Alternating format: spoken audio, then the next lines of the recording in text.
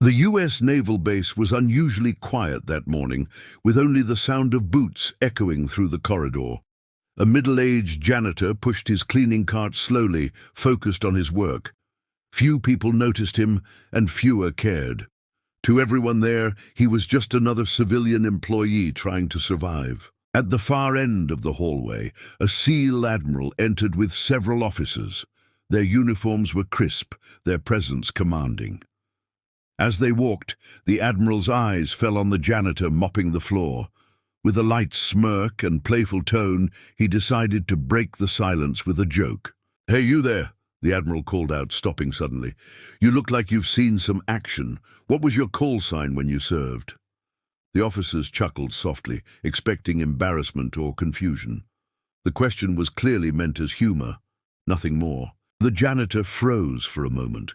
His grip tightened around the mop handle, and his eyes drifted to the floor. Memories he had buried deep began to surface. Sandstorms, radio static, and the faces of men who trusted him with their lives. After a long pause, he looked up. His voice was calm, steady, and surprisingly confident. "Lone Eagle, sir," he said quietly. The words carried weight, though no one understood why at first. The officers' smiles faded almost instantly. The Admiral's expression changed. His breath caught as his mind raced through classified briefings and old mission reports. That call sign wasn't a joke. It belonged to a ghost from the past, a legend whispered in war rooms. The hallway fell silent, tension thick in the air. The Admiral took a slow step forward, his voice lower now. "That's not something to joke about," he said, studying the janitor's face. But the man didn't flinch.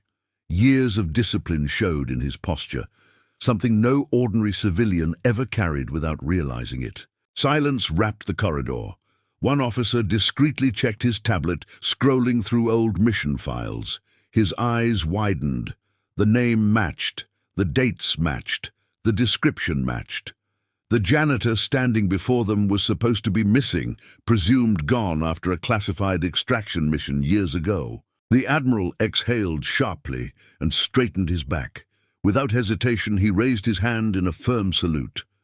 Shock rippled through the officers, but they followed instantly. The janitor blinked, uncomfortable, and shook his head slightly, as if asking them to stop. "I didn't stay," the janitor said quietly. "My wife passed away while I was deployed. My son was left alone. The war didn't need me as much as he did." His voice cracked for just a moment before returning to calm. The Admiral lowered his salute, but not his respect.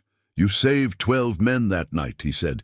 "Every one of them made it home because of you. The Navy never forgot. We just didn't know where you went." The janitor's eyes filled, but he said nothing. He picked up his mop and returned to work. The officers stood aside, letting him pass. In that hallway, rank meant nothing. They had just witnessed a quiet hero who chose fatherhood over fame, and honor followed him long after the uniform was gone.